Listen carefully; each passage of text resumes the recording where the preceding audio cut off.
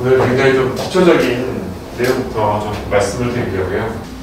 역사적으로 이제 제일 처음 사람에 대해서 파가 나온다라는 걸 발견하신 분이 한스버거라고 합니다. 그래서 지금 뇌파가 발견되지 한 100년 정도, 그 중에 대부분이 이제 아날로그 뇌파로 많은 시간을 보냈고요. 70년대 이때쯤 오면서, 그래서 디지털 뇌파가 보급이 된 거는 30, 40년 정도, 이런 정도 된 것 같습니다. 한스버거라고 하는 분이 처음에 이제 눈을 감고 50장 쪽에서 테레츠 정도의 이런 오실레이션을 발견해서 저걸 이제 알파파라고 처음에 이제 명명을 했고요. 그 이후에 또 눈을 뜨게 했더니 이게 굉장히 빨라지면서 테레츠가 올라가니까 이걸 이제 베타파라고 이제 명명하면서 알파파와 베타파가 이 한스버거라고 하는 부분에서 발견이 된 거죠. 이게 이제 사실은 프리퀀시죠. 그래서 옛날에 알파파는 이렇게 헤르츠를 1초 딱 간격을 놓고 이걸 세워서 이제 판단을 했었죠. 근데 그게 이제 디지털 뇌파가 보급이 되면서 이제 그 발견하고 난 다음에 상당히 깁니다. 상당히 깁니다. 60년대, 70년대 이때쯤이나 와서 디지털 뇌파가 보급이 되면서 저걸 이제 정량화할 수 있게 되었습니다. 정량화. 그래서 그래 뭐 이런 파하고 이런 파의 알파 성분하고 이런 파에서 알파 성분하고 양이 어떻게 되느냐. 그래서 옛날에는 딱 눈으로 보고 알파파가 있다 없다 이런 어떤 의미한다고 한다면 지금은 이제 양의 개념을 바꿔버렸어요. 이제 이런 파를 분석을 해봐도 이 안에서 알파파 성분이 조금 나오거든요. 그래서 이제 양의 개념으로 이렇게 바뀌게 된 거죠. 디지털 뇌파가 나오면서 이런 이제 뇌파가 만들어지는 거는 굉장히 중요한 역할을 하는 게 브레인 안에 이제 콘텍스에 피라미달 셀이라고 하는 굉장히 긴 엑선을 갖고 있는 이런 신경세포에 의해서 만들어지죠.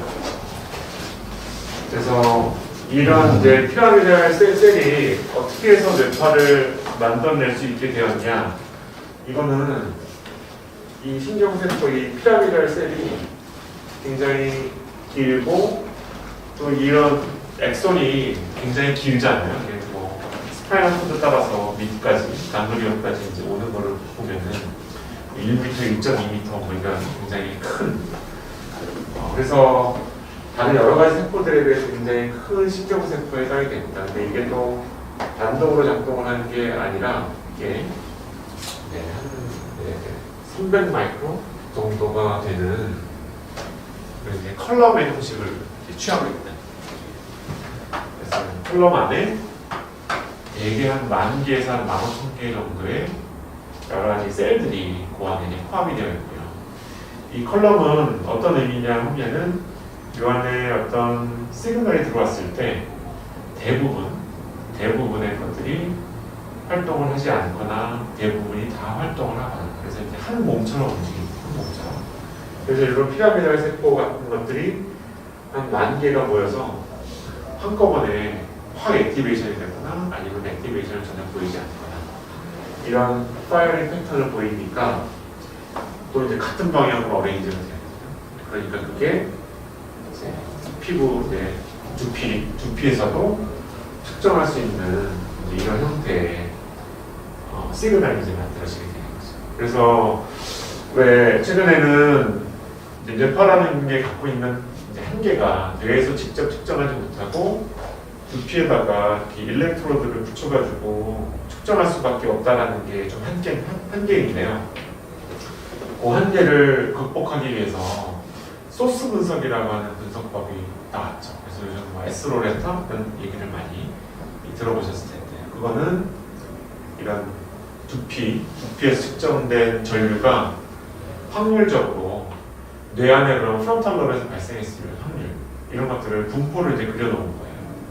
그러면은 지금 이런 뇌파는 전두엽에서 나올 가능성이 좀 높구나, 아니면 후두엽에서 나왔을 가능성이 높구나, 이런 것들에 대해서 우리가 그래픽으로 알 수가 있는 거죠. 그래서 그 소스 로컬리제이션을 할 때요. 그런 소스 로컬리제이션을 가지고 소스 로컬리제이션 할 때 뇌파가 제너레이션 될 수 있는 부분은 그레이 마타라고만 생각합니다. 그레이 마타. 그래서 그레이 마타만 가지고 그 뇌파의 소스가 구성이 되어 있어요. 그래서 이제 그런 것들을 놓고 봐도 뇌파가 제너레이션 될 수 있는 소스는 다 이런 이제 신경세포가 모여져 있는 그레이 마타라든지 이런 부분들만 해당이 된다고 생각하는 거겠지. 그래서 이런 세포의 어떤 액티비티가 결과적으로 뇌파를 만들어내게 되는데 이게 비슷한 어떤 어레인지, 같은 방향으로 어레인지가 한 10,000개에서 15,000개 정도가 이제 컬럼을 이루고 있어서 그게 이제 바깥쪽으로 이제 튀어나올 수 있는 이런 어떤 크기가 된다라는 이야기를 하죠. 그래서 셀 바디가 있고 이제 에피칼 덴드라이트 여기 이제 다이브론 커런트가 형성되면서 이렇게 컬럼 형식으로 여러 세포들이 모여져 있으면은 이런 세포들이 파이어링 할 때 바깥에서 음의 쪽이나 양의 쪽으로 이렇게 웨이브의 변화가 보이게 되는 거죠. 이런 이제 액션 포텐셜이 서메이션 된 게 결국 뇌파의 구성 성분이 되는 건데, 근데 이런 이제 액션 포텐셜들은요, 결과적으로는 신경세포들 사이의 커뮤니케이션이거든요. 커뮤니케이션. 그래서 이 안에는 왜 랭귀지와 비슷하게 저희가 랭귀지를 이제 언어를 이용하면서 다양한 단어들로 어떤 의미와 이런 것들을 표현을 하죠. 그런 것 비슷하게 신경세포들이 어떤 대화하는 커뮤니케이션하는 방식에는 굉장히 여러 가지 방식이 있습니다. 이게 다 이제 서로 조금씩은 다른 어떤 커뮤니케이션 방법이에요. 예를 들면 이렇게 뭐 한 개씩만 뭔가 액션 포텐셜을 딱 만들어내서 시그널을 전달한다든지 이런 방식으로 작동을 하기도 하고, 어떤 경우에는 이제 버스팅이라고 한번 파이어링 하면 여러 개 액션 포텐셜이 나오고 또 멈추고, 버스트 파이어링 형태 이런 형태로 나오기도 하고, 뭐 토닉한 이런 형태의 이제 파이어링으로 나오기도 하고, 이렇게 굉장히 신경 세포들이 시그널을 이제 주고받는 방식은 굉장히 다양한 방식입니다. 굉장히 다양한. 그래서 이렇게 토닉 버스팅이라든지 이런 방식을 이제 이용을 해서 이번에 이제 제가 TMS에 대해서 조금 말씀을 드릴 텐데, TMS 같은 경우에 세타 버스트 모드가 개발이 된 거죠. 세타 버스트 모드.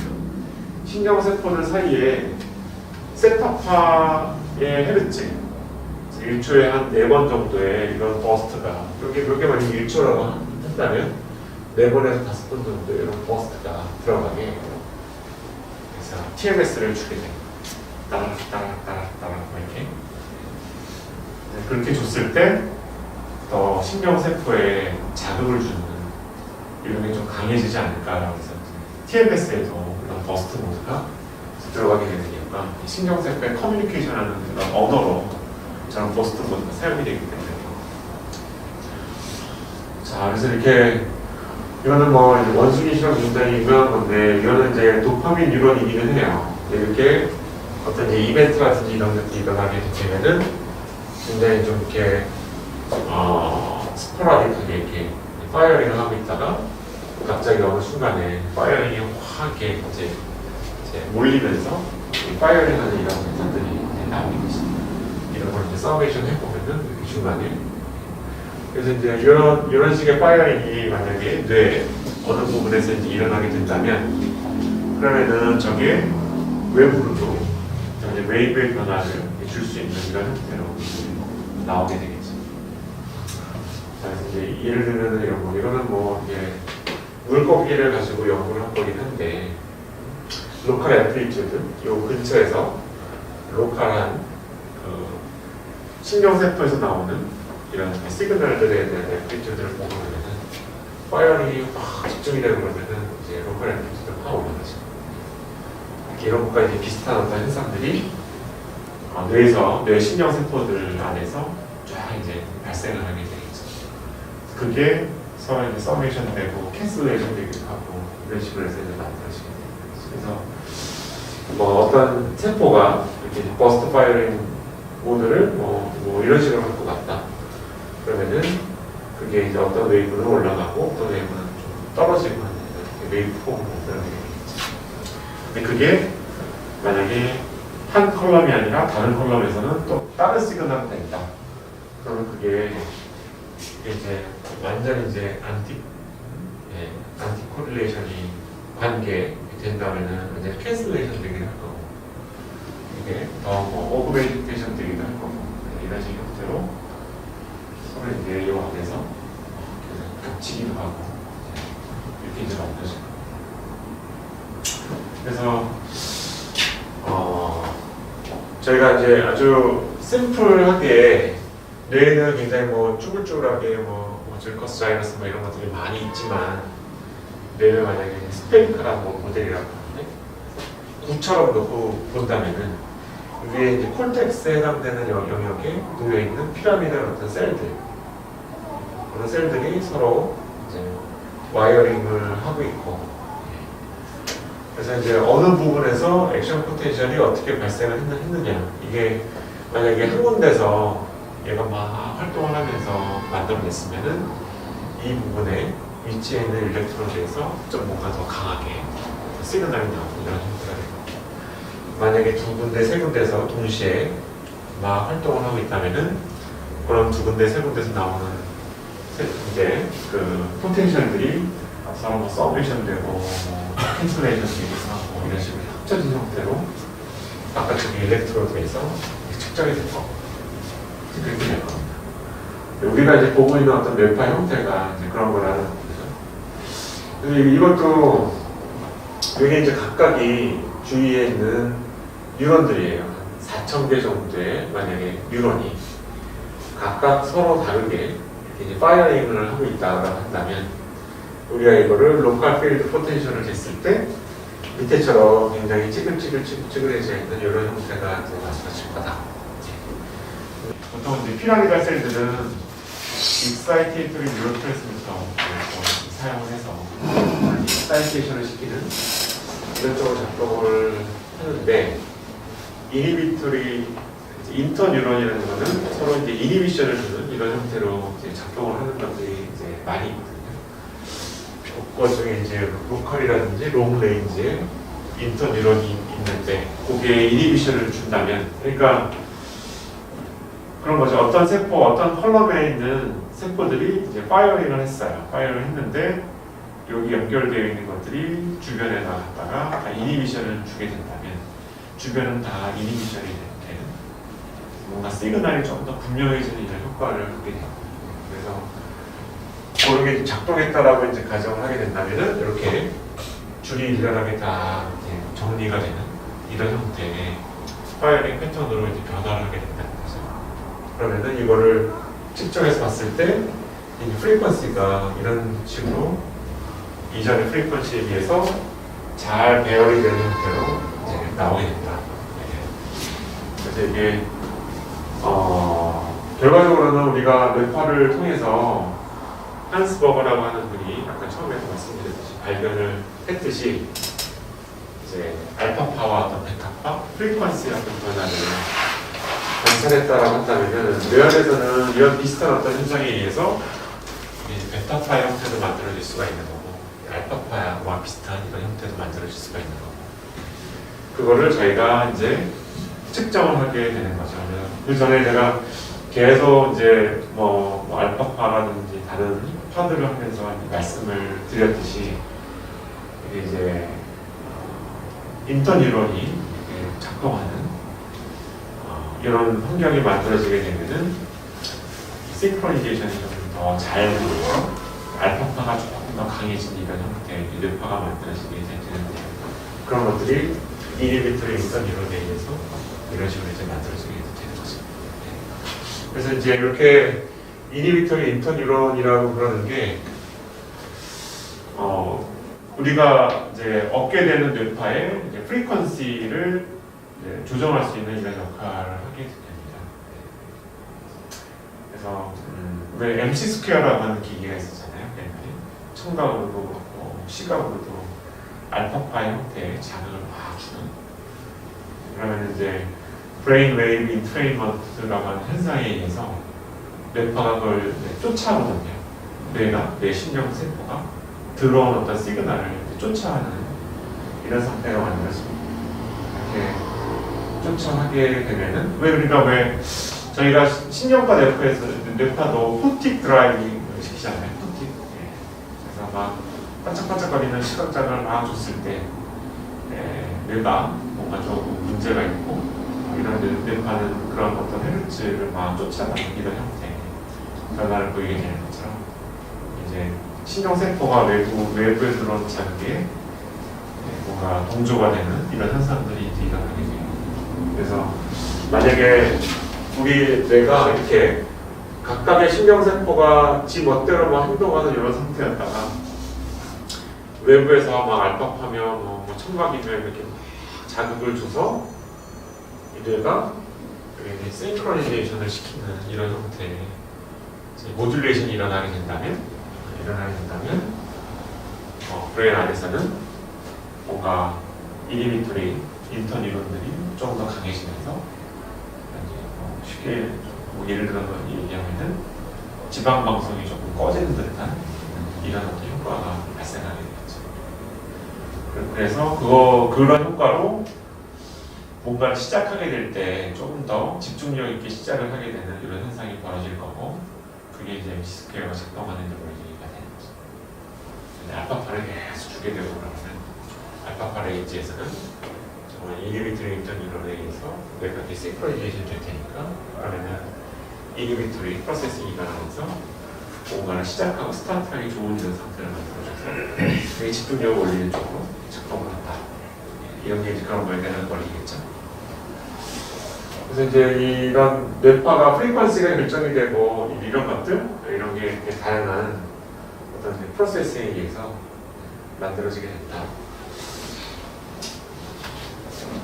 그래서 뇌파의 형태를 보고 그러면은 내가 뭐 활발하게 막 이제 활동을 할 때는 아까 이제 보셨듯이 굉장히 이제 빠른 형태, 각각의 이제 신경세포의 이런 활동이 각각 일어나는 이런 형태의 굉장히 복잡한 이런 빠른 뇌파가 만들어진다면, 좀 릴렉스 되어 있을 때는 좀 이니비토리 프로세싱이라든지 이런 것들이 일어나게 되면서 인터뉴런으로 뭔가 좀 싱크로니제이션이 더 일어나는 이런 형태의 뇌파가 만들어지고,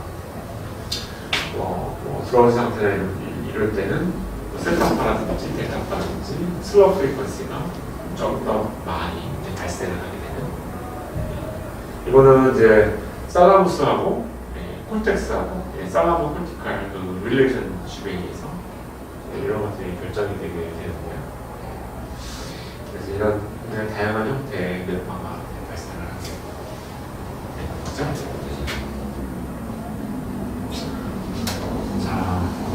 자, 아까 이제 스페리칼한 모델, 그러니까 뇌가 구형으로 이제 만들어져 있다고 가정을 했을 때 이제 그런 여러 가지 이제 일들이 일어나는데, 실제로 뇌는 구형이 아니잖아요. 이제 자이러스들이 이제 많이 있는 이런 형태가 됩니다. 그래서 이렇게 이제 가정을 했을 때보다는 훨씬 더 복잡한 일들이 일어나게 되는데, 이런 어떤 현상에 의해서 이 자이러스 중에 가장 이제 일렉트로드하고 다 이제 수직으로 위치를 해 있는 이런 피라미달 셀의 액티비티가 조금 더 잘 반영이 되겠죠.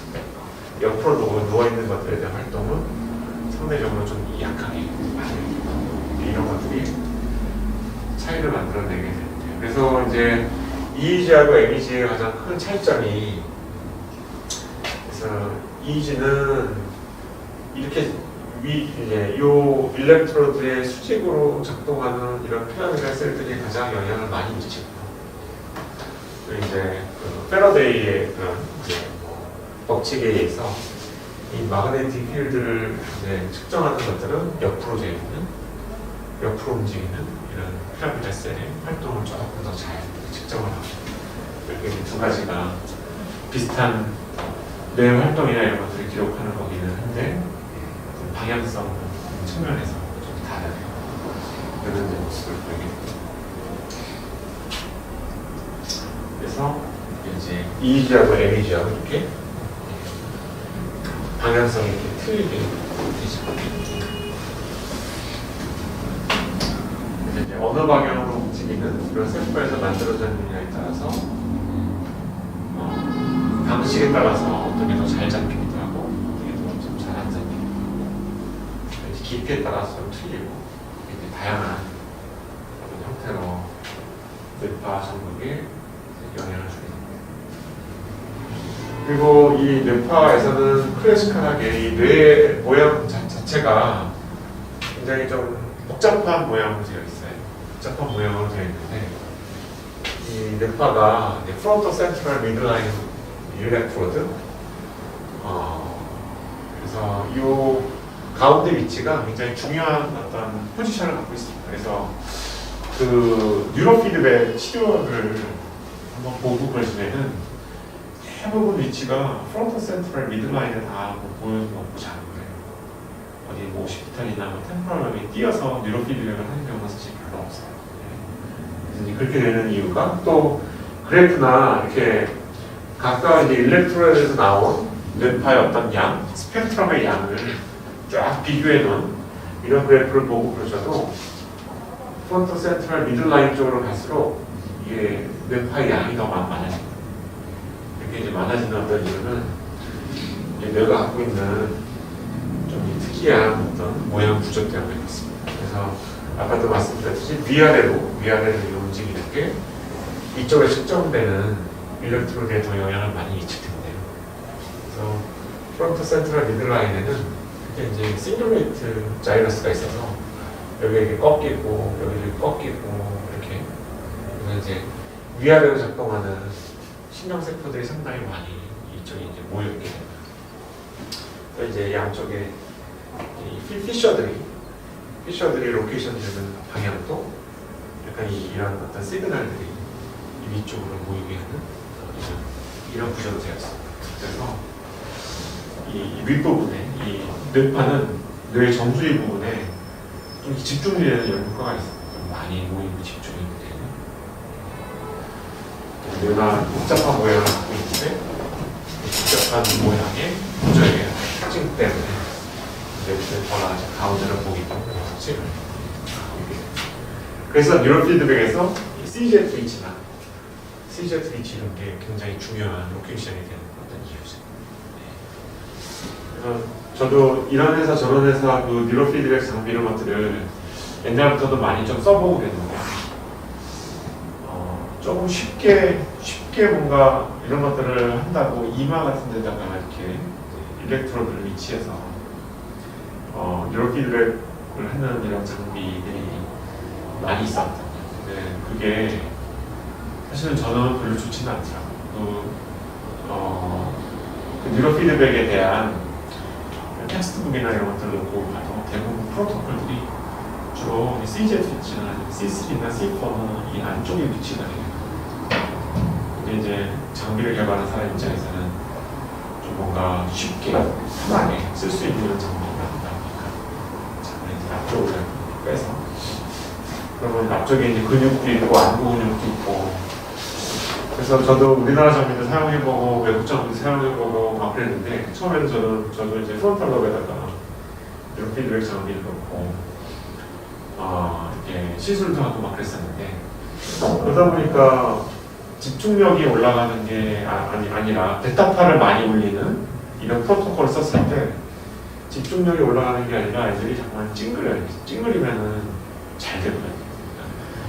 베타파를 내가 잘 만들어내게 되면은 컴퓨터 소프트웨어는 차를 잘 가게 만들어줍니다. 차가 막 다른 차도 막 추월하고 해서 쫙 갈 수 있게. 내가 실제로 전지엽을 많이 써서 전지엽에서 베타파가 많이 나와서 가게 하는 게 아니라 음만 좀 찡그려도 그래서 베타파가 만들어지잖아요. 머슬에 의해서. 그래서 차가 잘 가는 이런 효과가 생기니까 어느 순간 보면 애들이 찡그리는 훈련을 자꾸 하고 있어요. 찡그리는 훈련을. 그래서 이제 그 다음부터는 전지엽에다가는 하지 않고 저는 이제 CZ 위치에다가 주로 이제 리버티브로 했었는데 그러니까 이제 그런 효과가 이제 없는 거죠. 찡그려봤자 이제는 효과가 별로 없어요. 실제적으로 열심히 제가 내 뇌를 뭔가 이제 활용을 해야지만 차가 잘 가게 되는 이런 상태가 이제 나온 것입니다. 자, 그 다음에 이제 또 하나 이제 고려를 해봐야 될 게 여기가 뇌 안에 이제 화이트 매터라고 본다면 그레이 마터가 있을 거고요. 그레이 마터가 있을 거고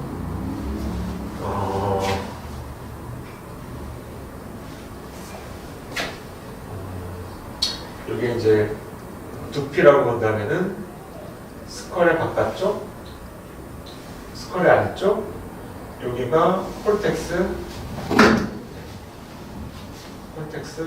이 밑부분이 CSF.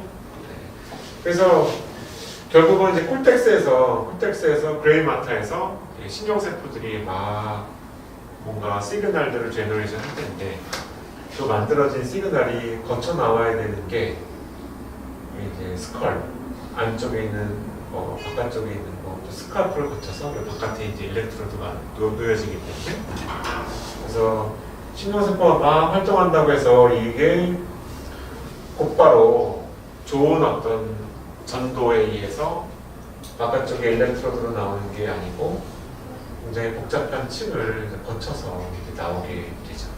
그래서 이제 여기서 발생하는 어떤 로스 이런 게 상당히 크게 됩니다. 자, 그래서 이제 안쪽에 이제 요 콜텍스에서 콜텍스가 이제 소스의 근원이 이제 될 텐데 요게 스컬도 뚫고 스킨도 뚫고 이렇게 해서 결국은 바깥쪽에 있는 곳까지 나와야지만 우리가 연파 시그널로 측정이 가능하게 되는 거죠. 자, 그래서 이 신경세포 있는 곳에서 신경세포의 컬럼 단위의 세포들이 파이어링을 하게 됐을 때 한 밀리볼트 단위, 이만큼이 10에서 25mV라고 하니까 한 밀리볼트 단위의 이제 전압이 이게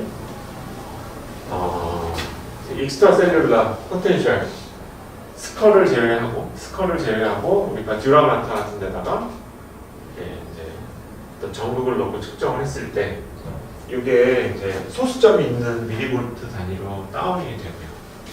실제로 이제 세포가 있는 곳에서는 몇십 밀리볼트 이 단위였다가 이게 이걸 뚫고 나와서 아까처럼 CSF가 있는 이 고스페이스까지 왔을 때 몇 밀리볼트지 단위의 스케일로 일단은 그 세기가 줄어들고요.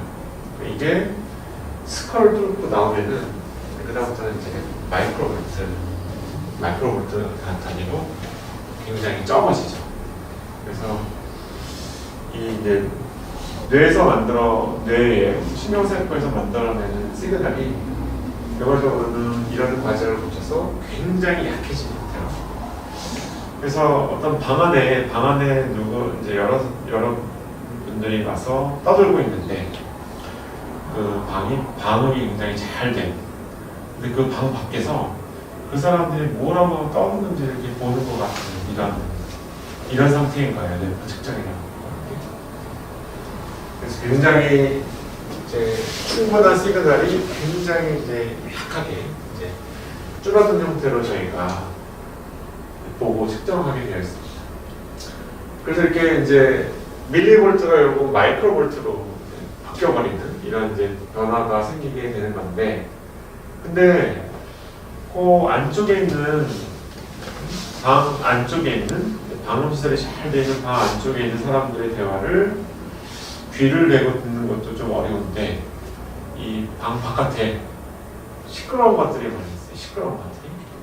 그래서 뭐 예를 들면은 일렉트리시티 노이즈, 바이브레이킹 노이즈 이렇게 다양한 스컬을 둘러싸고 있는 근육이며 뭐며 이런 것들로부터 나오는 여러 가지 노이즈들이 자꾸만 안쪽에 있는 시그널들을 더 듣기 어렵게, 안쪽에서 무슨 대화하는지를 듣기를 더 어렵게 접근하게 된다는 거죠. 그래서 이제 뇌파에는 아주 필수적으로 이렇게 외부에서 나오는 노이즈들을 차단하는 이런 메커니즘을. 그래서 이거를 굉장히 이제 뇌파 연구하는 사람은 물론이고요. 저희 이제 임상가들도 정령 뇌파나 이런 걸 할 때도 이 노이즈에 굉장히 신경을 많이 써야 되죠. 왜 그러냐면 바깥에서 막 떠들어 버리면 안쪽에 있는 시그널들 사실 거의 들을 수가 없습니다. 그래서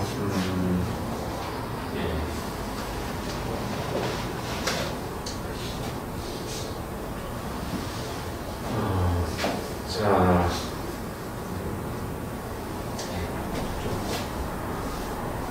좀 힘들고 어려운 부분은 넘어가. 그래서 그런 과정을 이제 디노이징이라고 이제 이야기하죠. 그래서 제가 뇌 안에 신경세포로부터 그 신경세포가 컬럼을 이루고 있고 서로 커뮤니케이션을 하는 게 서로 중첩이 되고 서메이션, 캔슬레이션 이렇게 해서 결과적으로는 굉장히 힘들게 이제 미리볼트에서 마이크로볼트까지 이렇게 해가지고 뇌파가 결국 이제 스칼프에서 이제 측정이 됐는데 그걸 또 저희가 바로 볼 수 있는 게 아니고 프리 프로세싱이라는 전처리 과정을 통해서 노이즈를 제거하는 이런 프로세싱을 거쳐야 됩니다.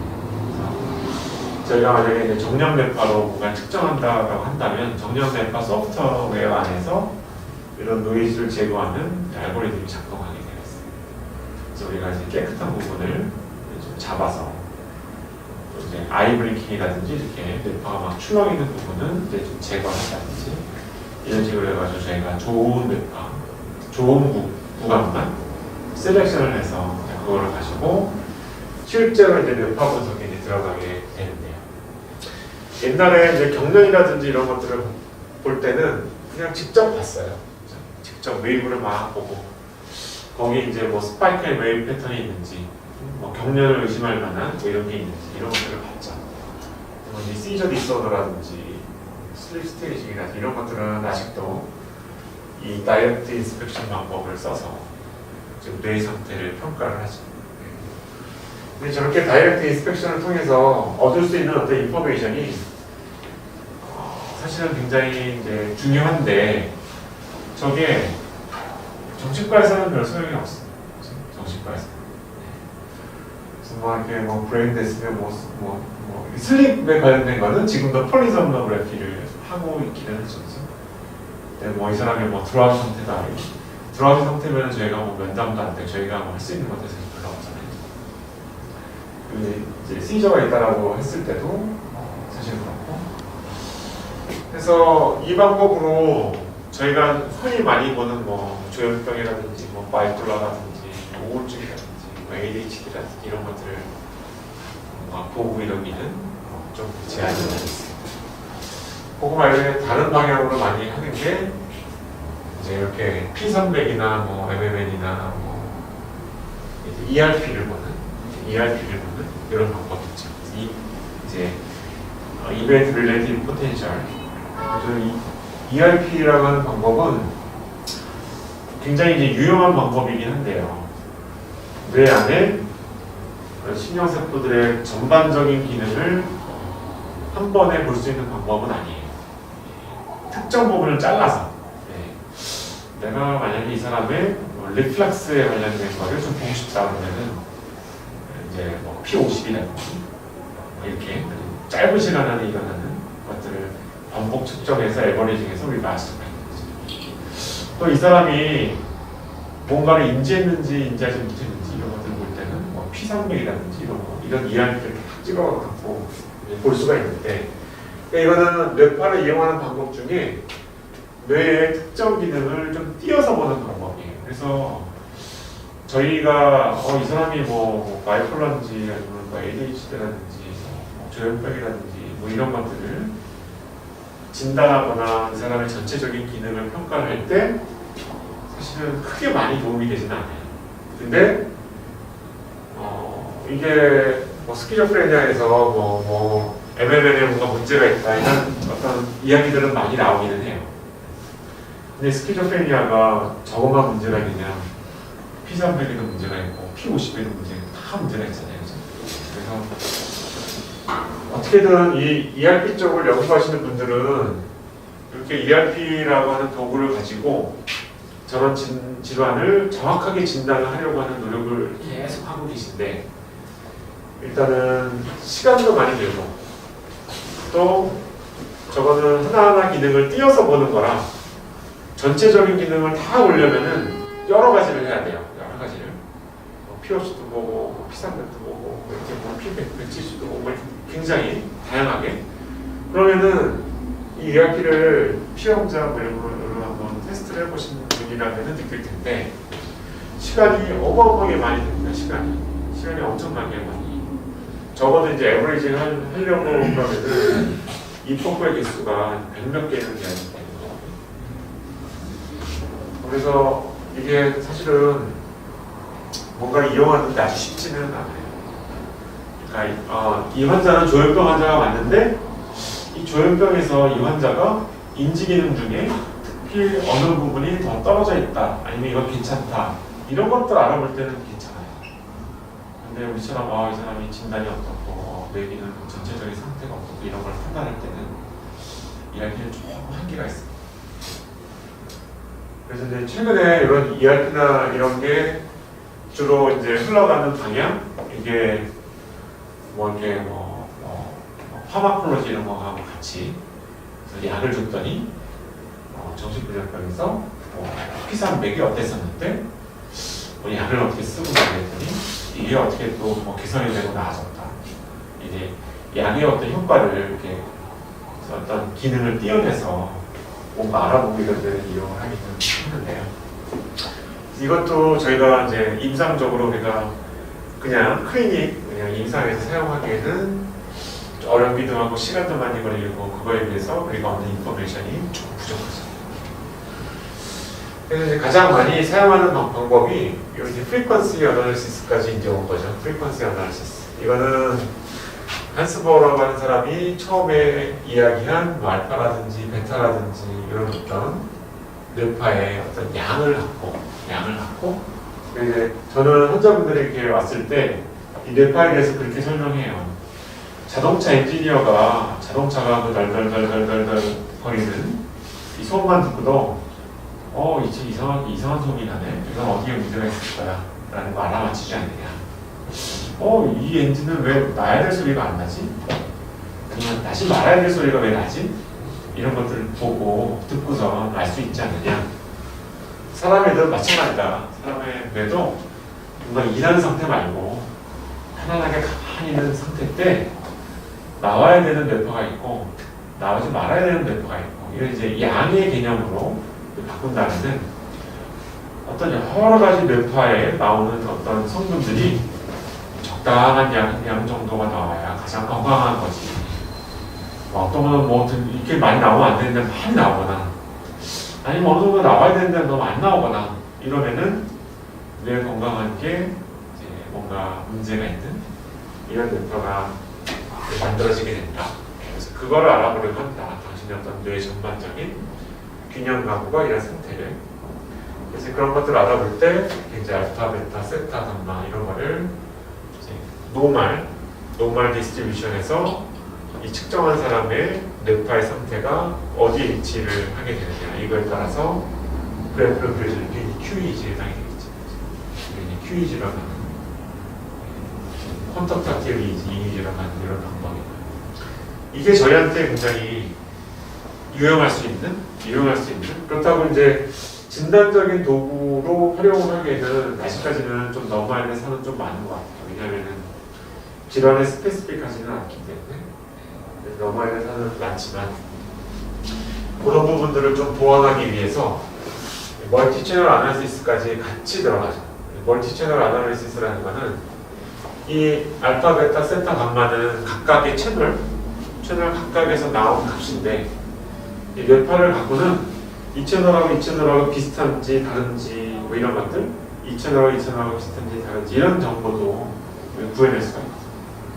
그래서 뇌파를 보고 그러면 밑에 선으로 이렇게 붉은 선, 뭐 파란색 선, 빨간색 선 이런 식으로 표현이 된 게 보통 이제 멀티 채널 아나리시스에 해당이 돼요. 거기에는 뭐 아시메트리, 코헤런스 이런 정보들이 포함이 되어 있죠. 그래서 이제 이런 게 저희가 쉽게 접할 수 있는 뭐 뉴로가이드라든지 이런 걸로 쉽게 접할 수 있는 이런 이제 뇌파의 분석 방법 중에 한 가지 형태고, 이 형태의 방법이 지금으로서는 저희가 주로 이제 많이 접하는 다양한 병에 가장 이제 인포메이션을 좀 많이 줍니다. 왜 그러냐 하면요, 제가 이제 이런 진단적인 의미는 사실은 조금 약한데요. 진단적인 어떤 의미. 그러니까 저보고 뇌파를 딱 보고 이 환자 병이 뭐게 그러면은 저는 모릅니다. 알 수가 없어요. 그래서 기본적인 검사를 하죠. 뭐 BDI라든지 BL, 뭐 anxiety, depression, impulsivity 이런 것들을 같이 반드시 이제 보는 어떤 이유가 뇌파만 갖고는 그런 진단적인 어떤 의미가 들어옵니다. 저는 훨씬 더 유용하고 좋은 게요. 이 환자가 나중에 얼마나 좋아졌는지 평가할 때 너무나 좋아요. 이게 정형뇌파라고 하는 도구가 증상이 좋아지고 달라지고 뭔가 증상이 개선되고 이러면은 결과적으로는 뇌파의 변화가 오고 아니에요. 뇌파가 훨씬 더 정상화되는 어떤 형태로 뇌파의 변화가 나중에 생깁니다. 그런 것들 이용할 때 매우 좋고요.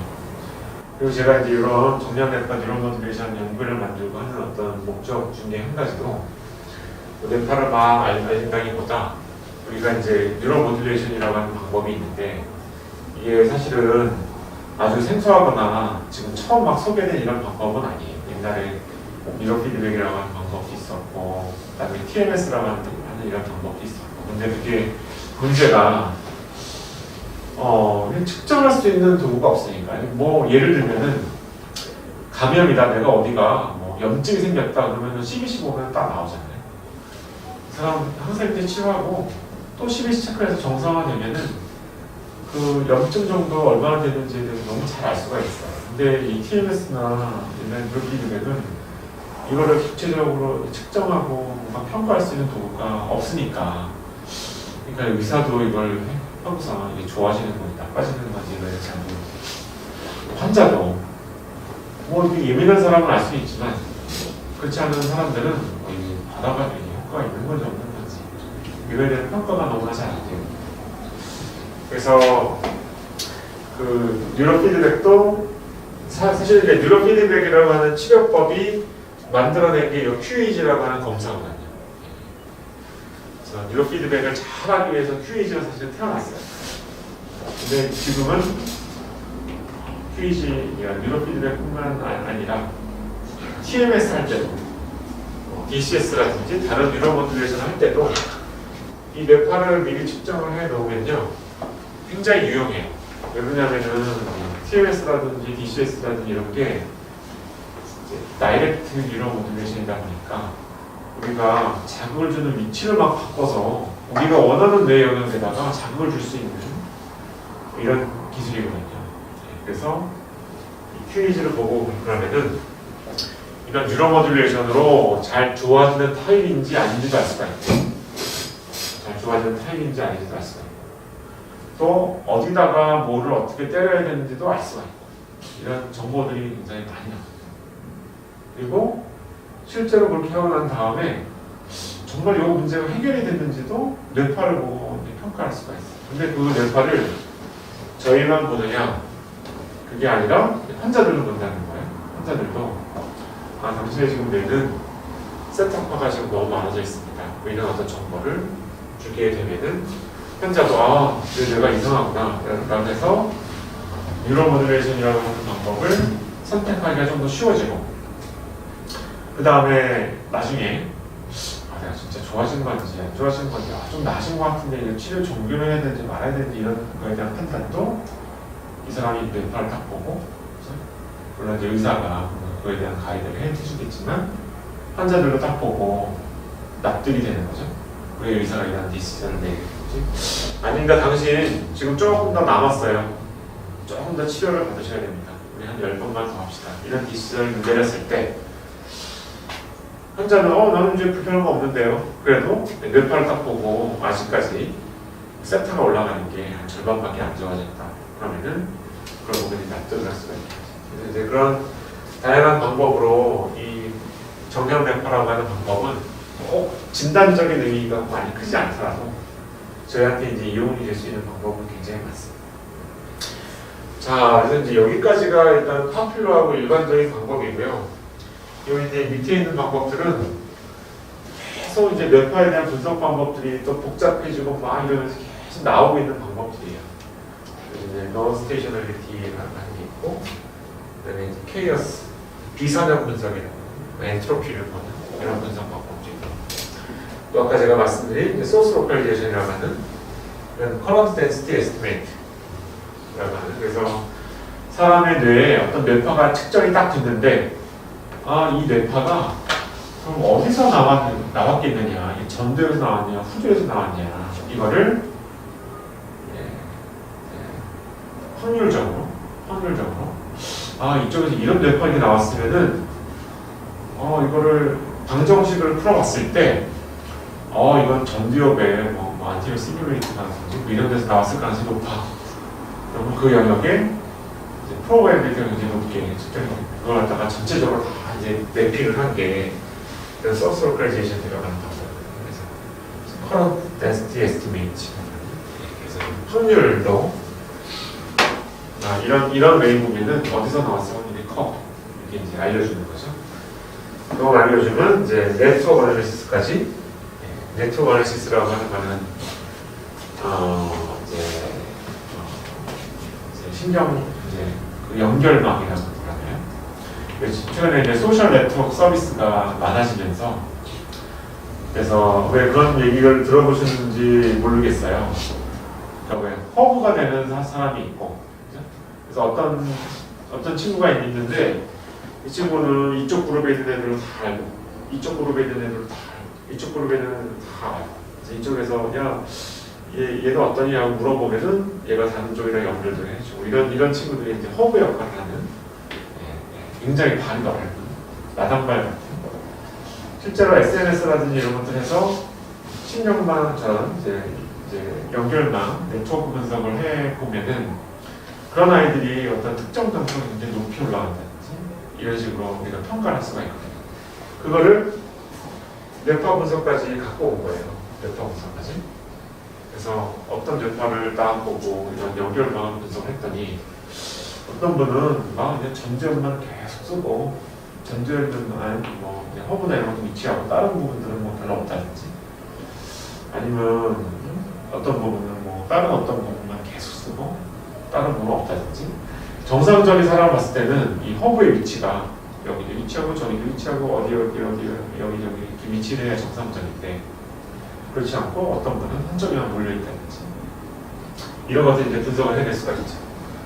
그래서 이런 네트워크 분석이 최근에 뇌파 분석까지도 굉장히 많이 지금 들어가 있는데요. 그래서 지금 뭐 논문이나 이런 것들을 놓고 봤을 때 이 네트워크 분석을 통해서 이 사람의 뇌가 얼마나 건강한지를 어떤 지표로, 그래서 그걸 갖다가 이제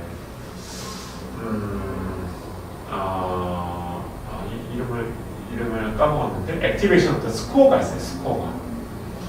그 스코어를 만들어낼 수 있는 어떤 계산식을 딱 만들어서 실제로 브레인 헤드 트라우마가 있는 사람한테 뇌파를 찍어가지고 그 스코어를 딱 적용했더니 스코어가 정상보다 훨씬 더 감소되어 있는 걸 나온 거예요.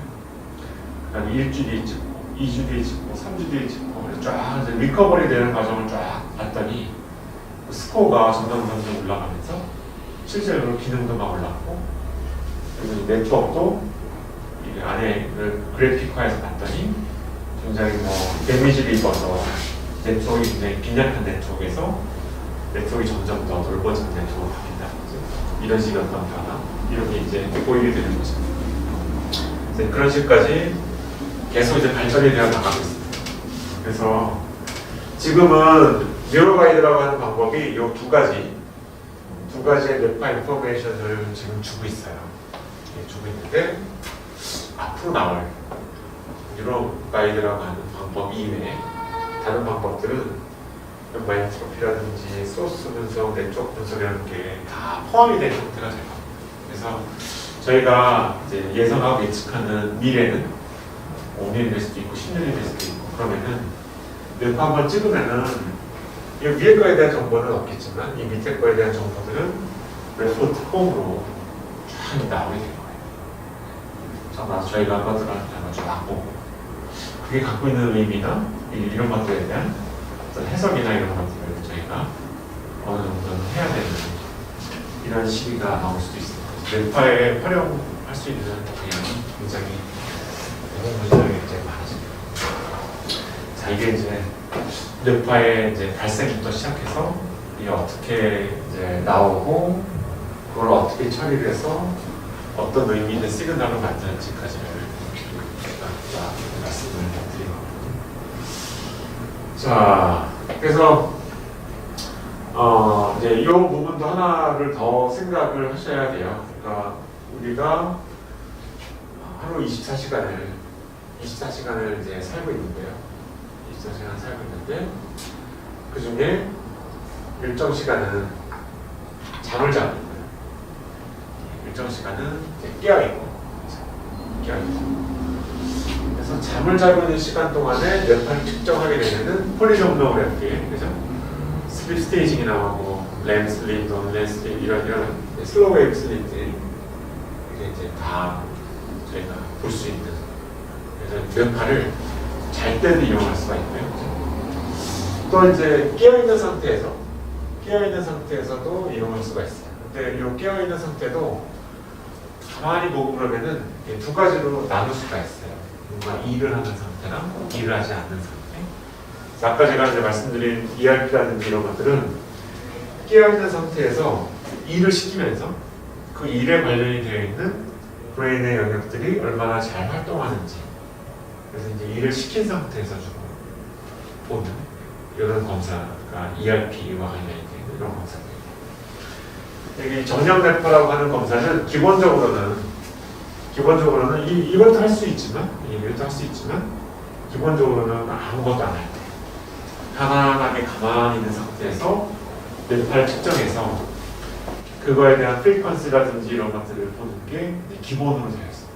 기본으로. 그래서 우리가 또 하나 생각을 해야 될 게, 그러면은 어떤 스테이트에 있는 뇌를 측정을 해서 우리가 그거를 보느냐라는 것도 하나를 더 고려를 해봐야 되는 거거든요. 보통은 이제 어떤 작업이나 이런 것들을 하지 않을 때를 기본으로 해서 이걸 안정 뇌파라고 이야기를 하기도 하고, 가급적이면 아무런 생각도 하지 않는 이제 편안한 어떤 상태를 유지를 해주십시오 라고 이제 주문합니다.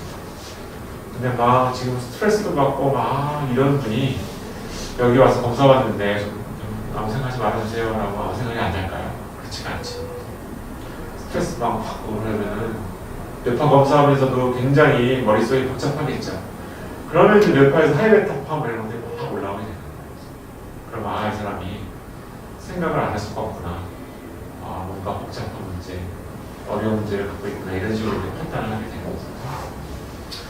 자, 그래서 지금 어떤 상태에 있는 뇌를 측정을 했느냐에 따라서 또 이제 뇌파의 양상이나 모습들이 많이 좋아요. 자, 그래서 이제 보통은 브레인 안에 여러 가지 이제 네트워크가 있다라고 그러는데요.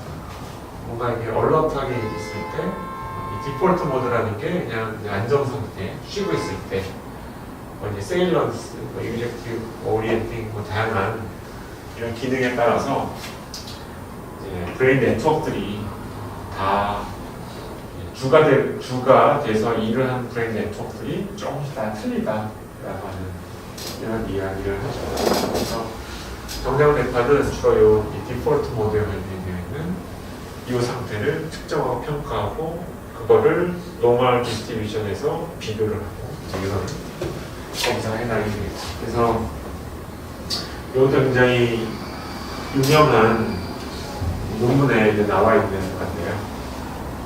이제 인간의 뇌가 이제 이런 식으로 작동을 하게 된다는 거예요.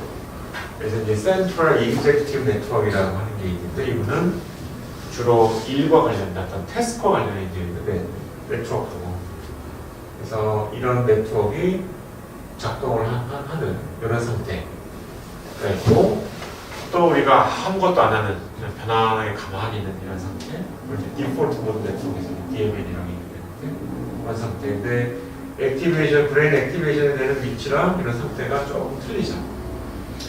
그래서 아까 제가 말씀드렸듯이 센트럴 익제큐티브 네트워크, 이 사람이 기억을 얼마나 잘하냐, 뭔가 코그니션을 얼마나 잘하냐 이런 것들을 볼 때는 ERP라고 하는 도구를 쓸 수가 있겠죠. 그래서 어떤 일을 시키면서 센트럴 익제큐티브 네트워크가 막 작동을 할 때 그때 ERP를 측정해서 뭔가 이 사람의 뇌 상태를 평가할 수 있죠.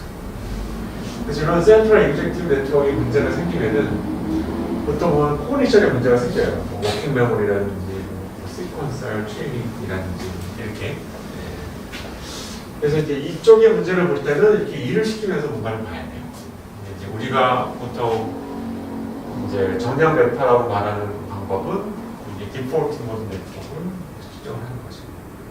그래서 이 부분에서 문제가 생긴다고 한다면은 디폴트 모드 네트워크에 관련되어 있는 기억 이제 뭔가 기능들이 문제가 생기겠죠.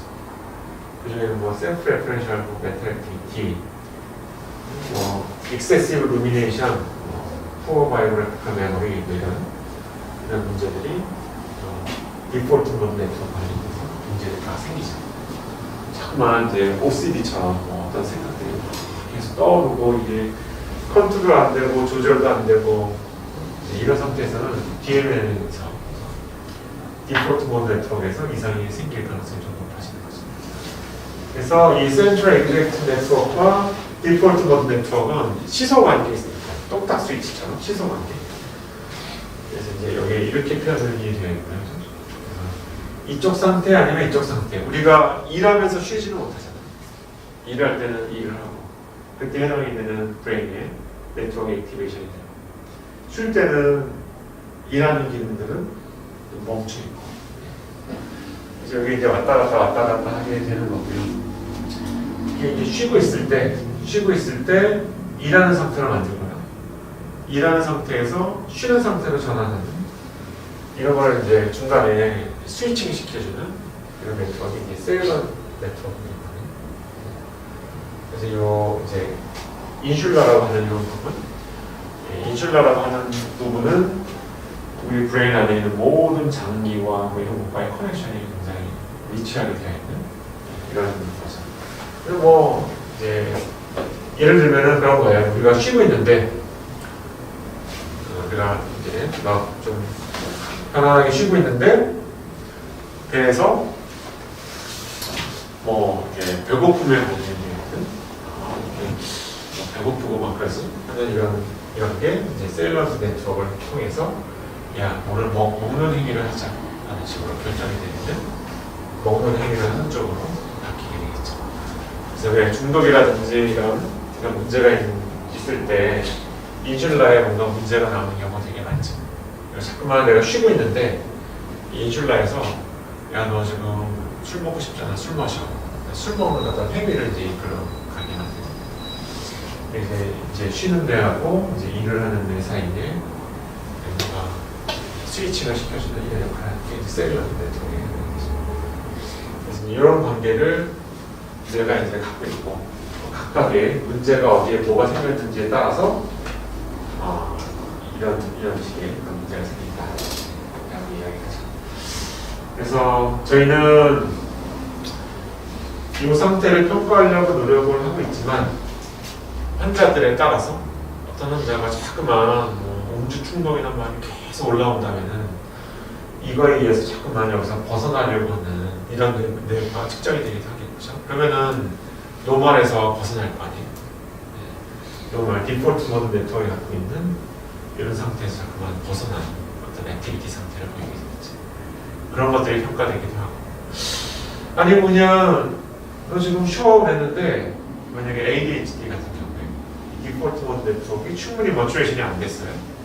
자꾸만 센트럴 익제큐티브 네트워크의 기능이 쉬고 있는데도 자꾸만 들어와요. 그러면은 이 아이한테는 디폴트 모드 네트워크의 그 노멀 디스트리뷰션이 안 나오고 자꾸만 센트럴 익제큐티브 네트워크에 관련되고 이게 자꾸만 끼겠죠.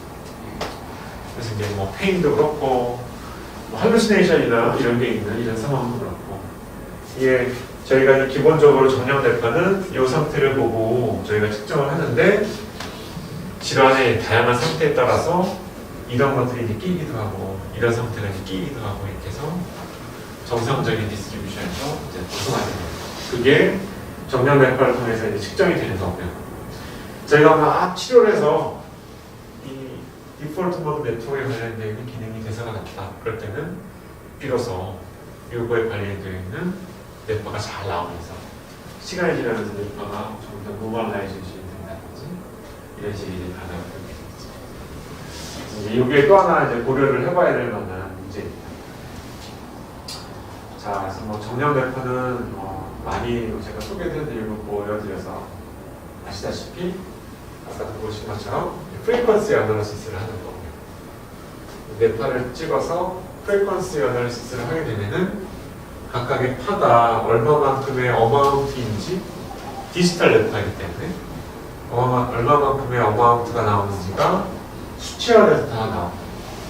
그럼 그거를 통계 분석을 통해서 정상 노멀 디스트리뷰션에 점점 만약에 우리나라 평균 어떤 나이 또래 어떤 사람의 알파파가 만약에 10 정도였는데 이 사람이 25가 나왔다. 그러면은 이제 여기 위치할 거 아니에요? 그러면 빨간색으로 표현을 해주는 거죠.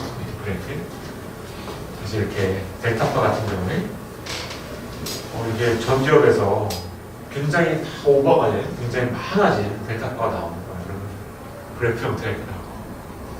그렇지 않고 뭐 10은 정도, 10조는 나와야 되는데 한 1, 2밖에 안 나왔다.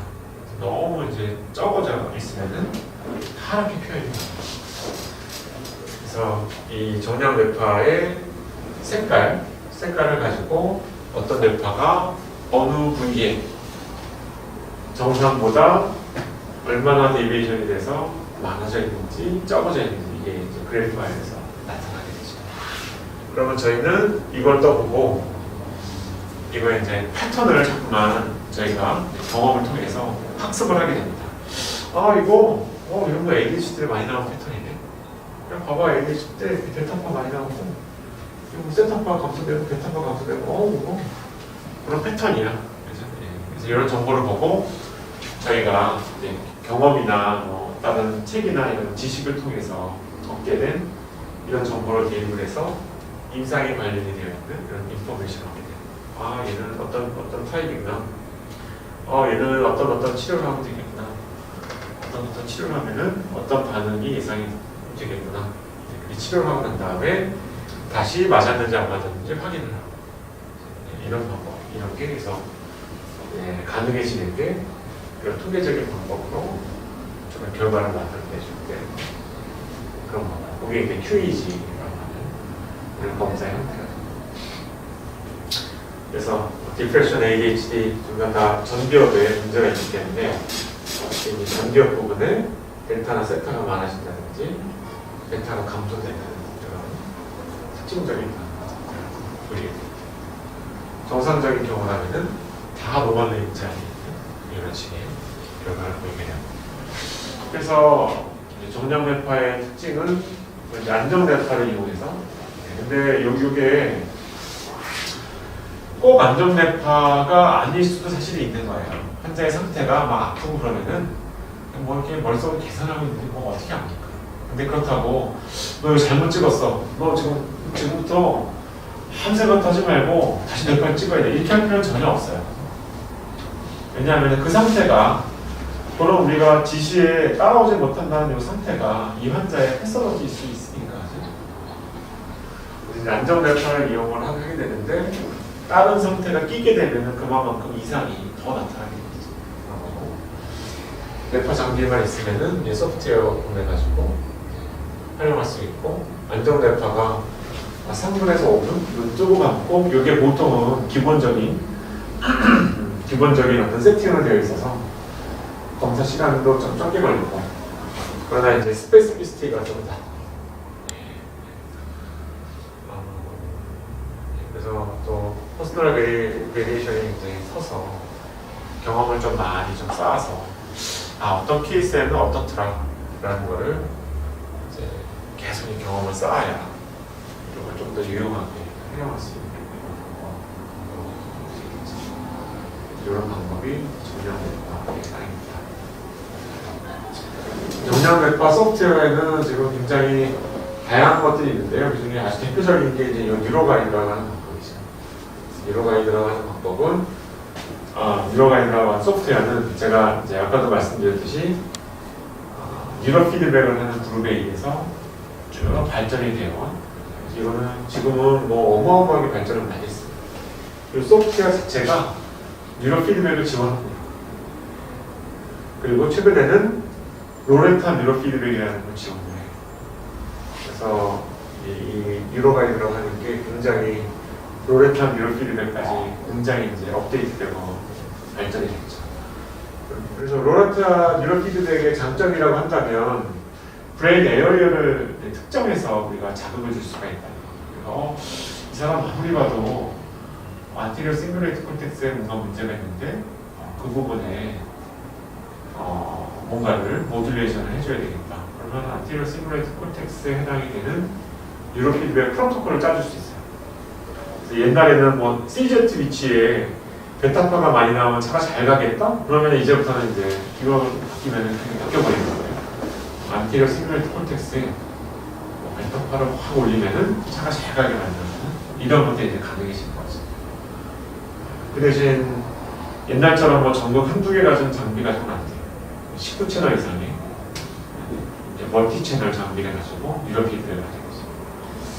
그래서 이게 뭐 제가 이쪽 소식을 계속 들어보면요, 굉장히 상당히 괜찮은가 봐요. 논문들도 굉장히 많이 나오고. 그래서 이제 과거에 이런 단채널의 어떤 문제나 이런 것들을 좀 더 극복하기가 쉬운 모양이에요. 이런 식으로 지금 개발이 쭉 되어 있는 미국의 굉장히 유명한 대처 박사라고 하는 분이 리딩하고 있는 그런 소프트웨어. 우리나라에서도 이거를 이제 많이 사용을 하고 있죠. 저도 이제 여기서 프로그램을 사용하고 있습니다. 그거 말고도 뭐 HBR 이미지라든지 다른 또 데이터베이스들이 좀 있어요. 다른 데이터베이스들이. 그리고 우리나라에서도 지금 와이베이스라고 하는 데서 데이터베이스를 만들고 있고, 그래서 여러 군데서 이런 데이터베이스들이 좀 많이 나올 겁니다. 그래서 저희 선택의 폭이나 이런 게 좀 넓어질 거고, 저도 데이터베이스를 지금 개발하고 있습니다. 그래서 내년 한 말쯤에 이제 베타 버전이 나올 텐데요. 그때 정말 회원분들한테 오픈을 하려고 하거든요.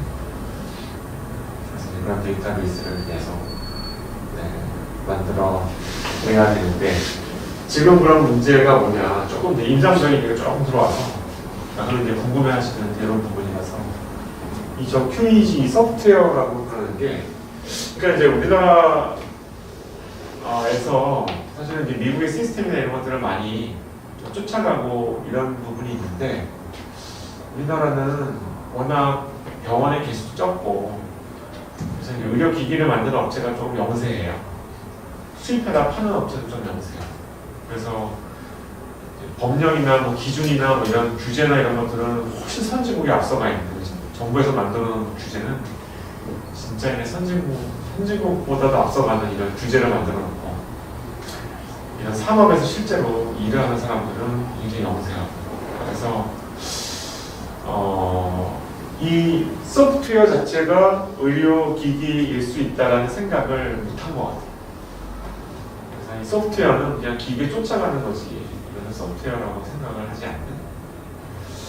그래서 이게 이 QEG라고 하는 이런 메소드, 이 방법이 우리나라에서는 의료기기, 소프트웨어로 만들어진 의료기기로 등록이 지금 안 돼 있어요. 근데 기준은 다 마련이 되어 있습니다. 식약청이라는 게 있는데 기준은 다 마련이 되어 있는데 그 기준에 부합하는 소프트웨어는 지금 하나도 없어요. 그러면은 이 뉴로가이드라고 하는 이 프로그램은 어떻게 되어 있냐? 미국에서는 의료기기용 소프트웨어로 등록이 되어 있어요. 미국 FDA. 근데 이제 우리나라에는 이게 등록이 안 되어 있습니다. 그래서 이거는 지금은 어떻게 놓고 봤을 때는 의료용으로 사용하기가 좀 어려운. 그래서 이거를 개선을 하려고 제가 여기 있는 이 박사님한테 이야기를 해서, 왜냐면 우리나라 의료 소프트웨어로 등록이 되려면 여기 이런 모든 문서, 기술 문서들을 다 줘야 됩니다. 그러면 이 박사님한테 물어다가 그걸 다 받아다가 우리나라 식약청에다가 내야 돼요. 비용도 한 몇천만 원이 들고요. 그래서 그거라도 좀 하려고 이쪽에다 이제 컨택을 했는데, 이분이 거의 뭐 하는 일이 너무 많으셔서 그런지, 이런 제안을 하는 국가가 너무 많으셔서 그런지 거의 대응을 하지 못하세요.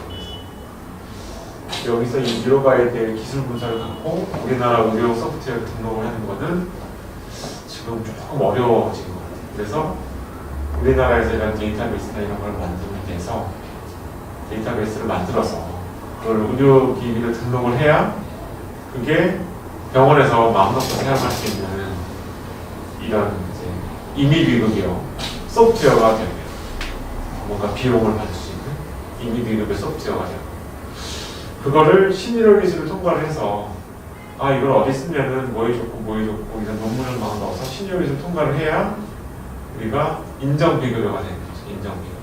이제 그 과정을 지금 가야 됩니다.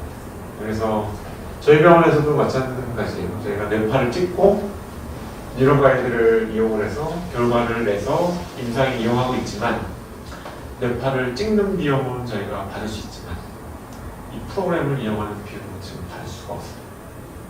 왜냐하면 의료기기 이런 걸 등록이 지금 안 되어 있기 때문에, 의료서 그게 아직까지는 조금 이제 현실적인 좀 한계인 것 같아요.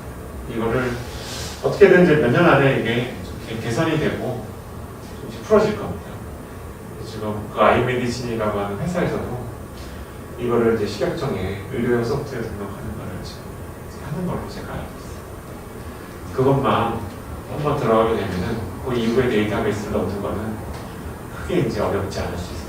그러면 조만간 저희가 뇌파도 찍어서 청구도 하고 또 이런 QEG를 하는 것도 비용을 인정받을 수 있고, 이런 이제 시기가 오게 될 것 같아요. 그때까지는 여기 조금 이제 어려운 그런 상태가 지금 되어 있습니다. 자, 이제 클리니컬에 이용하는 방법은 이제 진단에 서브 타이핑에 또 트리트먼트 레스폰스를 보는 이런 방법. 그래서 아까 제가 이제 말씀드린 게 그런 거죠. 이게 프리퀀시 어널리시스를 해서 각각의 뇌파의 어떤 양을 보는, 델타, 세타 각각이 양이 많아져 있냐 적어져 있냐를 보고, 이 밑에 있는 세 개가 이게 멀티 채널 아날리시스예요. 멀티 채널 아날리시스. 이 영역과 이 영역 사이에 어시메트리가 정상적인 경우보다 감소되어 있다. 이게 파란색으로 나오는 거예요. 이게 빨간색으로 올라가 있는 거는 이 영역과 여기 선과 선이 연결되어 있는 이 영역 사이에 뇌파가 코이어런스가 높아져 있다 그러면 비슷해져 있다는 거거든요. 비슷해져 있다. 그래서 뇌파가 좀 단순해진 거죠. 빨간색으로 됐다는 거. 파란색으로 됐다는 거는 뇌파가 정상적인 것보다 굉장히 달라져 있다. 그래서 뇌가 좀 복잡할 때 코이어런스가 파란색으로 나오고, 뇌파가 단순해져 있을 때 이게 빨간색으로 나오고, 이런 이제 멀티채널 아날리시스에 대한 결과 볼 수 있게 되는 겁니다. 자, 그래서 이제 몇몇 특징적인 경우가 있어요. 특히 ADHD 같은 경우에 가장 많이 이제 연구가 되고 가장 많이 이제 디스커션이 되는 경우고요. 그 이외에 우울 증상은 없다. 그랬을 때 이제 이런 모습을 보인다. 그러면은 저는 지금 이제 아까 이제 말씀드린 다양한 이런 어떤 이유 때문에 환자분들한테 설명을 할 때는 이런 걸 보고서 당신의 병을 진단한다 이런 얘기는 이제 할 수가 없어요. 뉴런 모듈레이션 방법도 당신이 어떤 뇌파 어떤 상태를 개선시키는 데 도움이 되는 이런 걸로 설명을 하지, 당신 뭐 우울증이에요. 이거 치료, 우울증은 그래도 괜찮아요. 우울증은. 당신 중독이에요. 이 치료를 위해서 DCS를 이런 거는 아직은 조금 이제 나중에 뭔가 어떤 문제나 이런 것들이 생기게 되어지는 좀 있어요. 그래서 진단하는데 이용하는 거는 조금은 한계가 있기는 한데 진단을 서포트하는 어떤 결과를 제시하는 경우는 그래도 괜찮습니다. 당신의 뇌를 봤더니 우울증에서 많이 약해져 있는 뇌부위가 진짜 약해져 있네요. 임상적으로 봤을 때 내가 당신은 우울증 같아요. 근데 뇌파를 봐도 당신은 우울증에 더 가까운 것 같아요. 이게 내가 내리는 판단에 이 뇌파의 결과가 서포트해주는 이런 결과를 이용할 수가 있어요. 그래서 만약에 정상이고 만약에 뭐 전두엽 기능 저하, 이제 우울증이 있어서 만약에 이제 ADHD 환자 애가 왔다 그러면은 제가 봤을 때는 증상을 놓고 봐서 ADHD 가능성이 굉장히 높은데 뇌파를 찍어보니까 ADHD에서 많이 나오는 이런 뇌파의 패턴이 보이네요. 설명하는 거죠. 이런 설명. 그 다음에 이제 서브타이핑. 주로 이제 ADHD에서 많이 이루어져 있는데요. 그래서 QEG로 서브타이핑을 나눠서 보는 이런 방법이죠. 그래서 이제 클라크라고 하는 사람이 그분의 놈이 가장 좀 유명하고요. 그래서 이제 콜티칼 하이포라우절, 모티베이션 렉, 하이포라우절 패턴 이런 것들이 각각 구분이 돼서 이야기가 나왔었고, 그리고 각각의 패턴, 그래서 저도 옛날에 한번 한 8,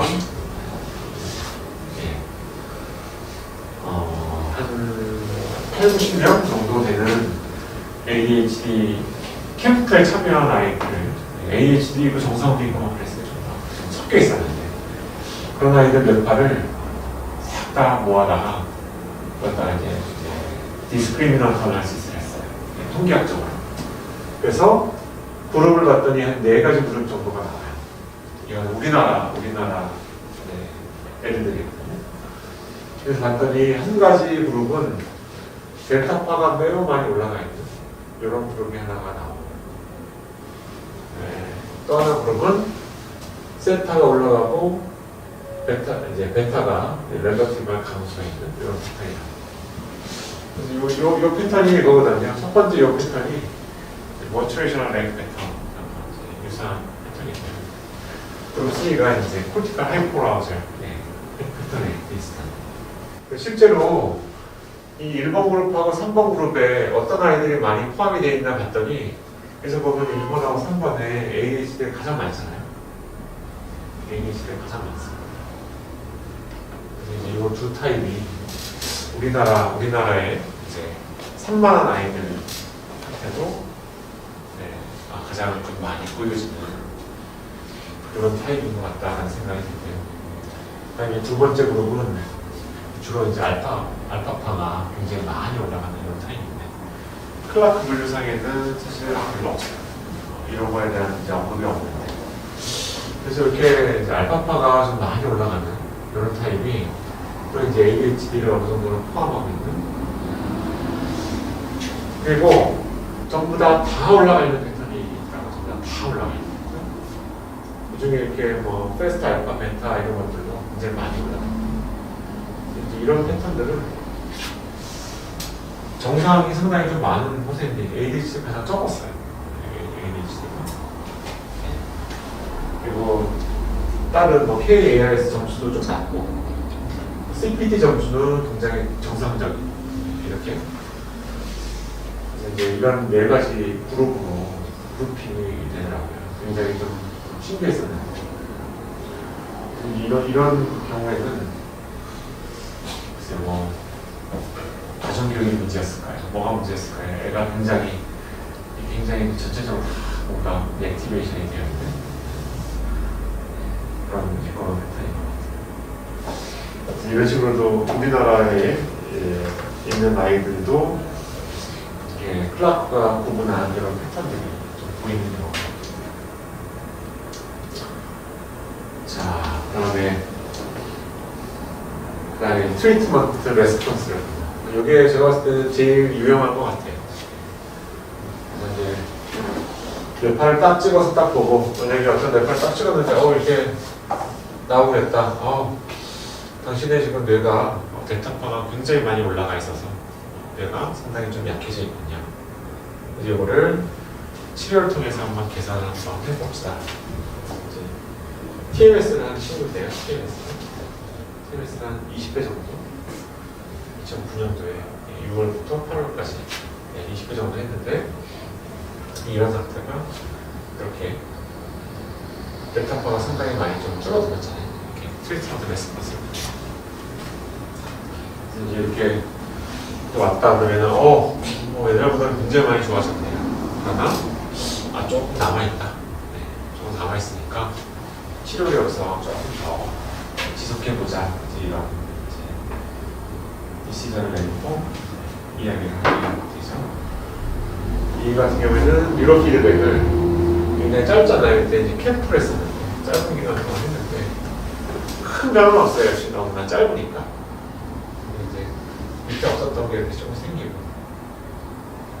이제 베타도 그렇고 하이베타도 그렇고 약간씩 조금 셌던 게 좀 약해지고 다시가 좀 마이너한 변화가 좀 보인다.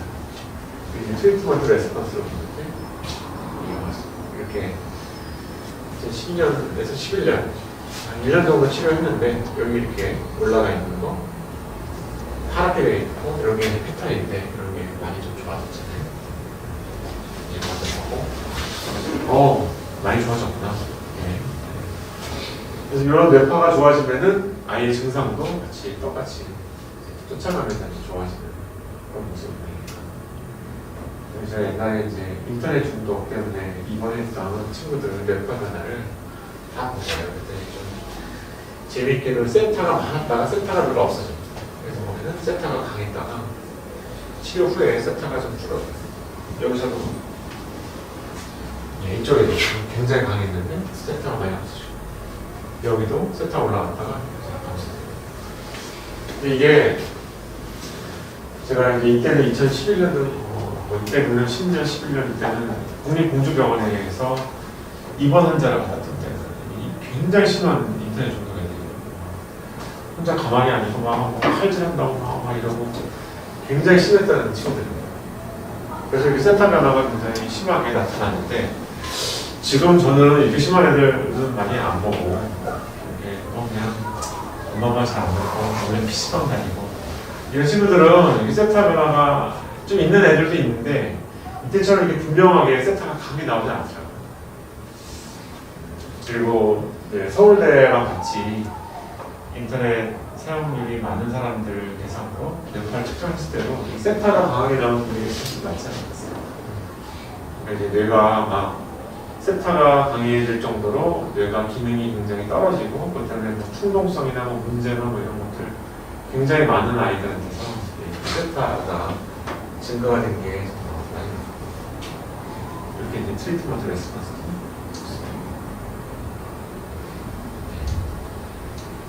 그런 친구들 있습니다.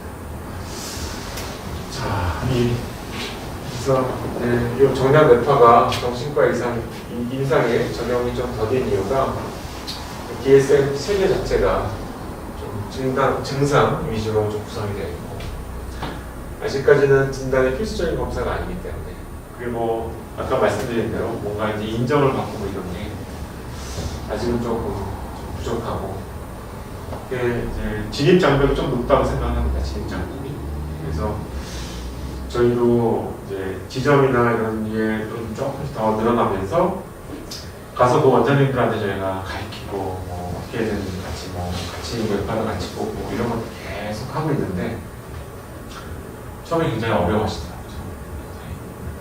좀 이제 익숙하지 않고 시간이 어느 정도 막 지나고 조금 많이 보고 그래 이런 환자가 이렇게 됐었는데 증상이 이렇게 좋아졌는데 왜 이렇게 됐어? 이런 경험을 좀 하시니까 그때 이제 재미를 확 가지시더라고요.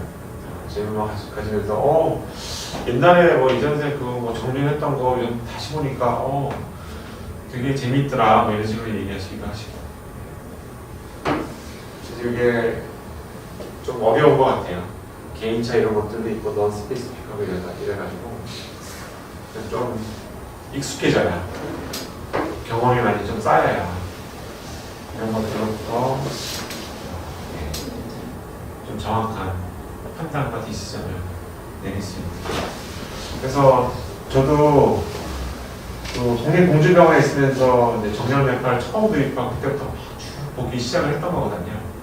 그때 지금 생각해보고 그러면은 전공의들한테 야, 조현병에서 정형외과가 어떻게 되는지 한번 공부 좀 한번 해보자. 그러면 이렇게 해요. 그러면은 또 논문에는 뭐 세타가 많이 나오고 뭐가 많이 나오고 뭐 코일런스가 올라가고 이런 얘기를 쫙 이렇게 갖고 와요. 그럼 저희가 찍어놓은 케이스 보고 그거 한번 맞춰보는 거예요. 실제로 맞나? 하나도 안 맞아요. 하나도.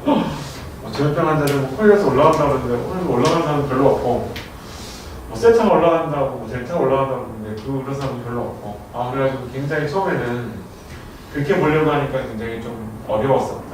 진단 중심으로 이렇게 보려고. 그래서 지금은 제가 이제 말씀드린 대로 진단보다는 이 사람의 이제 뇌 기능의 전반적인 것들을 평가한다라고 하는 이런 측면에서 보기 때문에. 그래서 저한테 최근에 뇌의 스위치를 켜다라고 하는 무슨 책, 외국 사람이 쓴 책인데 아스퍼거 환자를 TMS 가지고 치료하는 이런 것들에 대해서 쓴 책인가 봐요. 그게 엄마들한테 좀 많이 익혀지는 모양인데 그걸 보고 검색을 해서 찾아오시는 분들이 꽤 많아졌어요. 그래서 이제 분들한테도 부모들이 궁금한 게 얘를 뇌파를 찍으면 아스퍼거가 나오냐? 그걸 굉장히 많이 물어봤어요. 안 나온다. 아스퍼거가 안 나온다.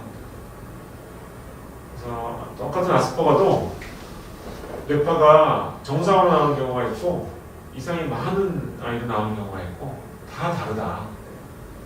그래서 만약에 아스퍼거가 왔는데 뇌파가 아주 정상적이다.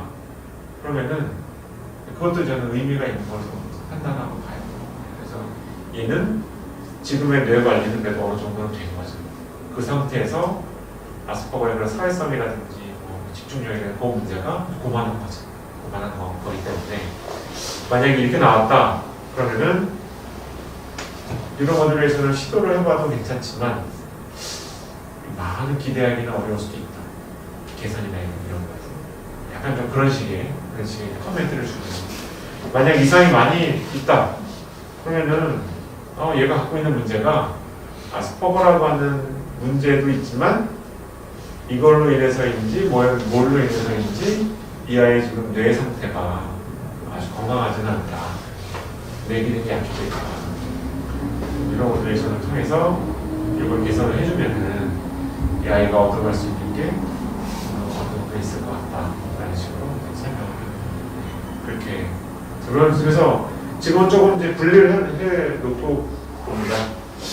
그리고 저한테 최근에 오는 환자분들 중에 그때 케이스도 제가 보여드리기로 했는데 바이폴라 환자들이 요즘 있는데 매일 방방 떠서 왔거든요. 그것도 제가 요즘 굉장히 재미가 있습니다. DCS로 이니비션을 시켜주는 음극을 놓고 이니비션 시켜주는 모드로 해요. 근데 상당히 전반적으로 좀 안정화가 되고 그래서 그 보호자가 저한테 와서 질문해요.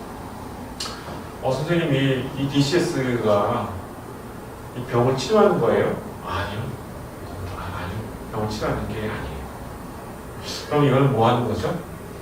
그러면 아까 뇌파에서도 확인을 하셨듯이 이 지금 나와 있는 뉴로모듈레이션이나 이런 치료 방법들이 조울병이라는 병 자체를 치료한다라고 볼 수가 없어요. 그거에 대한 근거는 없습니다. 그러나 이런 병 때문에 만약에 뇌 관리가 잘 안 돼서 잠도 잘 안 자고 식사도 불규칙하게 하고 건강하지 않은 활동하고 이래서 뇌 기능이 떨어져 있다면 이런 뉴로모듈레이션이라는 방법으로 뇌 기능을 올려주면은 이 사람이 밤에도 잠을 좀 더 잘 잘 수 있다든지 아니면 충동 조절이나 이런 조절 능력이 좀 더 강해진다든지 아니면 조금 더 기억력이나 집중력이 좋아진다든지 이 사람의 컨디션이 좋아지면서 얻어갈 수 있는 이득이 있을 거다. 그게 이 환자의 병의 경과나 치료나 이런 것들을 호전시켜주는 이런 결과를 이제 초래할 수 있다. 정 의심이 되고 그러면은 제가 한 두세 번 공짜로 해줄 테니까 와서 해보고 좋으면 이어서 해라. 이렇게 이제 이야기를 하는 거잖아요. 근데 도움을 많이 받아. 그래서 이런 뇌파하고 이런 것들에서 잘 활용을 하시면은 정말 유용하게 이용하실 수 있는 부분들이 많이 생기지 않을까 생각합니다. 자, 그래서 오늘 시간이 더 많이 지났어요. 생각보다. 그래서 TMS에 관련된 내용은 다음번에 하는 걸로 하고요. 혹시 질문 있거나 좀 뭔가 뭐 오늘 나왔던 얘기 중에 뭐 어떤 거라도 괜찮으니까요. 궁금한 거 있으시면 질문하시면 답변을 좀 해드릴게요. 그 댄스 어레이지 DNA하고 관계가 좀 예. 그래서 그 DNA라고 하는 거를 한번 동영상 이런 것들을 한번 보시면은 조금 이제 이해나 이런 게 쉬우실 텐데요.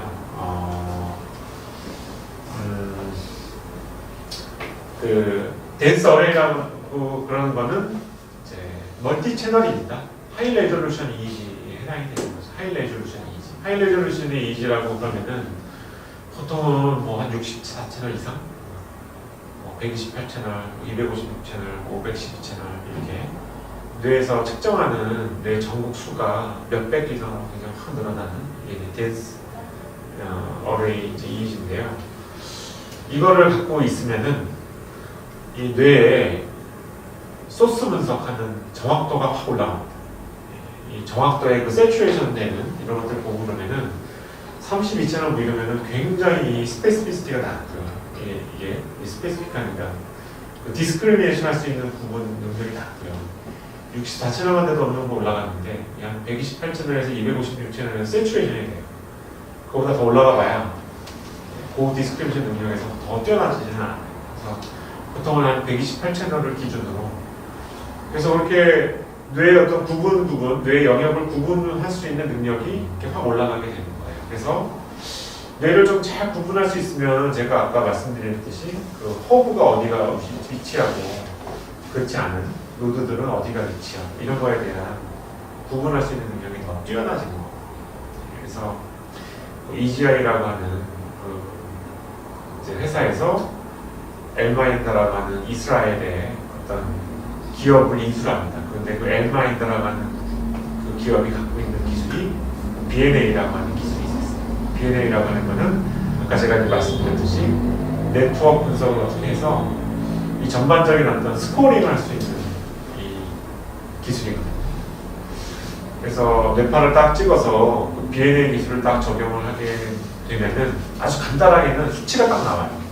100에 가까우면은 뇌가 굉장히 이제 정상적이고 네트워크가 굉장히 활성화되어 있는 뇌고 떨어지면 떨어질수록 국소화되어 있거나 아니면 뭐 나뉘어져 있거나 아니면 뭐 어느 부분에 네트워크가 별로 없거나 이런 그래서 이제 그런 스코어링이 되는 그래서 그것만 딱 갖고도 이 사람을 뭔가 판단하거나 진단하거나 이럴 수도 이제 있는 거고요. 그거보다 조금 더 들어가서 이게 어느 네트워크에 어떤 이상이 있는지에 대한 정보를 알려줘요. 그래서 만약에 예를 들면은 어떤 분이 막 스트레스 받으면 생각이 너무 많아서 전두엽 부분은 막 너무 활성화가 되고 네트워크가 너무 막 일을 하는데 뒷부분은 놀고 있어요. 뒷부분은 오히려 액티베이션이 많이 감소가 되거든요.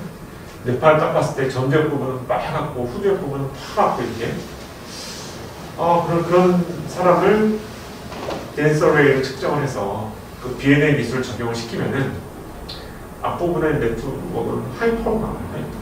네트워크 커넥티비티가 코리언스 이런 게 굉장히 많이 올라가 있는 거 나와요. 뒷부분에는 별로 없는 걸로 나와요. 그래서 이거에다가 TDCS 기술을 적용을 한 거죠. 그래서 얘가 전체적인 노멀 디스트리뷰션을 다 얘가 갖고 있고요. 그래서 그런 사람의 뇌파를 딱 찍으면은 이 사람은 어느 채널에는 양극을 놓고 어느 채널에는 동극을 놓고 그러니까 앞부분이 막 활성화되어 있으면은 앞부분에 있는 채널에는 음극이 좀 많이 위치가 되고 뒷부분에 있는 채널에는 양극이 많이 위치가 되고 그래서 지금 이 사람이 갖고 있는 네트워크를 가장 정상적인 네트워크로 만들려면은 어떤 부분은 이미션이 돼야 되고 어떤 부분 네트워크는 익사이테이션이 돼야 되는지 이거를 얘가 계산을 하는 거예요. 계산을 해서 자동적으로 그리고 중간에 네트워크를 다 측정해요. 그래서 우리가 원하는 대로 이게 바뀌었는지 보고서 또 컴퓨터가 계산해서 또 음극, 양극을 또 막 바꿔서 시뮬레이션을 해주고 그래서 점점 이제 노멀라이즈 시켜주는 이런 방향으로 가는 그 시스템이죠. 이 BLA 시스템. 그래서 그걸 이제 EGI에서 만들어냈고 그래서 그 EGI에서 만들어낸 거를 지금 한 3억에서 5억 정도의 연구가 가능한 임상병원에다가서 판매를 하고 있거든요. 걔네들 이제 수법이에요. 그래서 임상병원에다 그걸 주고 그 데이터베이스를 자기네 그 환자 어떤 풀 데이터베이스를 이제 만들려고 하는 거죠. 아직 데이터베이스가 없는 거예요. 노마티브 데이터베이스가 없어요. 정상인이 어떤 디스트리뷰션을 갖고 있는지 아직 몰라요. 근데 이 시스템을 만들어서 연구를 막 시킨 다음에 그 자료를 토대로 데이터베이스를 구축해 놓으면은 얘네가 이제 굉장히 좋은 어떤 시스템을 만들어지는 거죠. 이거를 건당 얼마씩에 판매를 해도 괜찮고 장비를 더 판매를 해도 괜찮고 그쪽으로 이제 개발이 되어 나가요. 제가 봤을 때는 뇌파를 가지고 이제 할 수 있는 여러 가지 방법 중에 뇌파와 뉴럴 모듈레이션을 이제 짬뽕해서 할 수 있는 방법 중에 가장 업데이트된 시스템. 궁극의 치료법인 것 같아서 나중에 오늘 원인을 알게 되네요. 네. 그래서 그거를 이제 쫓아내려고 하는 그런 시스템들 이제 그런 것들. 자, 혹시 또 다른 질문 없으세요? 네, 오늘 늦은 시간까지 고생 많으셨습니다. 네, 여기서 마치도록 할게요. 네, 수고하셨습니다. 예.